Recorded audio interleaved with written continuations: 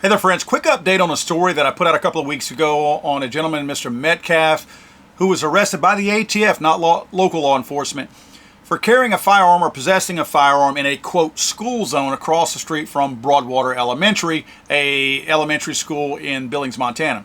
Now, this guy lived in a home across the street from the property of the school.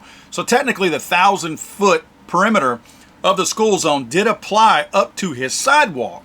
Now, not to his yard and not to his home, because school zones do not apply to private property and, of course, inside your home. Well, it came out at first, originally when we talked about the story, we didn't have any details. It looked like the guy was parading up and down in front of the house with it, and it sounded like he might have been on the sidewalk. That is not the case. That is not what happened here.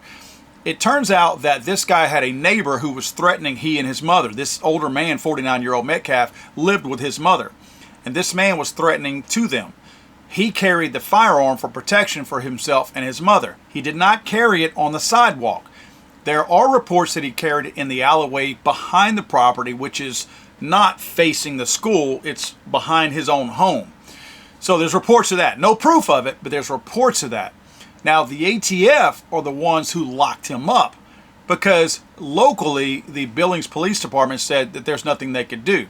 They knew the guy was on his property and in his home with his shotgun, so they knew they couldn't lock him up. Now, the way he was actually brandishing that shotgun, it was a 20-gauge shotgun. Some people said, oh, he had it strapped to his lawnmower and was cutting grass, threatening people. That's not what happened. This guy was using this old school lawnmower that you see in this picture here with a scabbard connected to it, and a 20-gauge shotgun is inside of it. This is part of his display. His display was to promote awareness for his Second and First Amendment rights. This is him posing with the shotgun in his front yard, clearly in his yard on his own property. This is him protesting that the local law enforcement are trying to get him to stop having his shotgun with him when he's in his yard, again, not in a school zone. And this is him protesting, saying that not only are they trying to threaten my Second Amendment rights, but also my First Amendment rights to be able to speak out against the neighbor and have his shotgun for his own protection. So this is his First Amendment protest that you see in this picture. So this guy is protesting in favor of the First and the Second Amendment. The ATF still locked him up. Now, this is a news report, and I want you to pay particular attention to some of the stuff in this news report. It's one of those situations where you feel a little helpless. We're letting the federal agencies take a look at it. I need to be able to defend myself and to protect my loved ones until the threat no longer remains.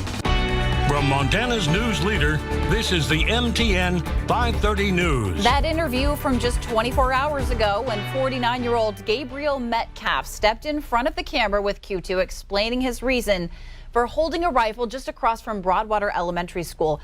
Well, tonight he is behind bars. Good evening. Thanks for joining us. I'm Andrea Lutz. And I'm Russ Riesinger. Metcalf's arrest happened late last night, just hours after we spoke with him. The 49-year-old is charged with possessing a firearm in a school zone. Tonight, our David J. is back at Broadwater Elementary to explain how authorities were able to charge Metcalf since there's no evidence he's ever crossed the street with the gun and onto school property. Neighbors say they have seen the man walking through the alley with his gun. They never really felt they were in any danger, but they do understand the concerns. We also had a chance to talk with parents over at Broadwater School who responded to the arrest and also say they were quite pleased with how the school handled the situation. I was worried, and I was also a little sad when I heard that my child, had to go to an alternative playground.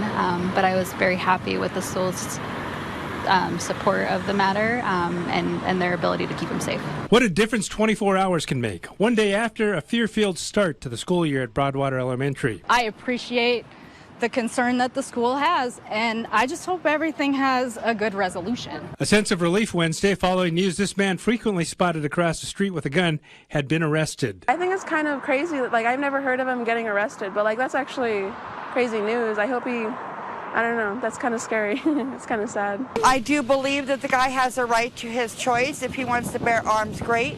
But he shouldn't be posted outside of a school where he can see children or be within a reason of a school because he fears and jeopardizes everyone else. 49-year-old Gabriel Metcalf appeared in federal court Wednesday, charged with possessing a firearm in a school zone. According to court documents, Billings police received multiple calls the first 2 weeks of August from residents concerned that Metcalf was walking up and down the sidewalk in front of his home carrying a gun. That sidewalk is across the street from Broadwater Elementary, but investigators say, according to federal statutes, is within 1,000 feet of the school and considered a part of the school zone. Now you notice that the reporter said there was no proof that this guy was walking anywhere other than on his own property with his shotgun.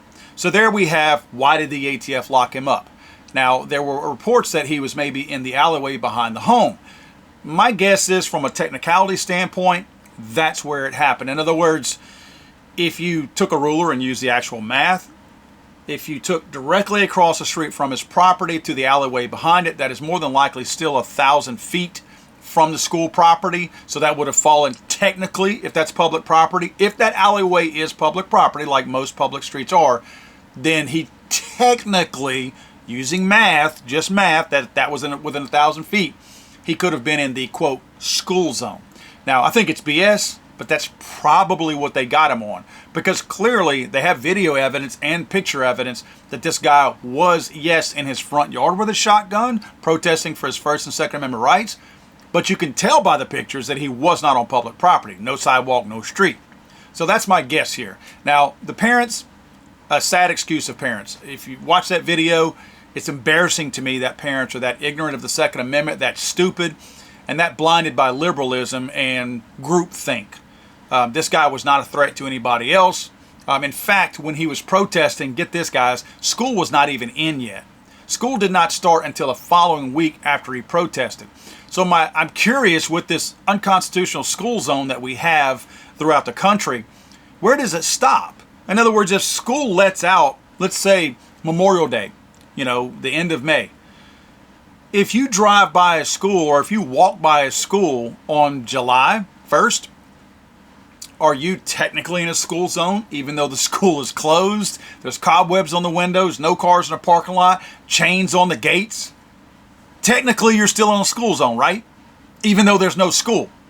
What if a school catches fire and they abandon the school and you do that? Are you still in a school zone while they rebuild the school? What if they're going to condemn a school and they're going to tear it down? At what point does it stop being a school and stop being identified as an unconstitutional school zone? These are questions I'd really like to know. If anybody knows them, comment down below. I'd love to know. Mainly wanted you guys to see that this guy was not some rogue crazy nut running around in the street with a shotgun threatening people. He was protesting in his front yard for his mother and his own safety, and to be able to protect his own mother and his own self. God save the Queen, man. I'm sorry, I thought this was America.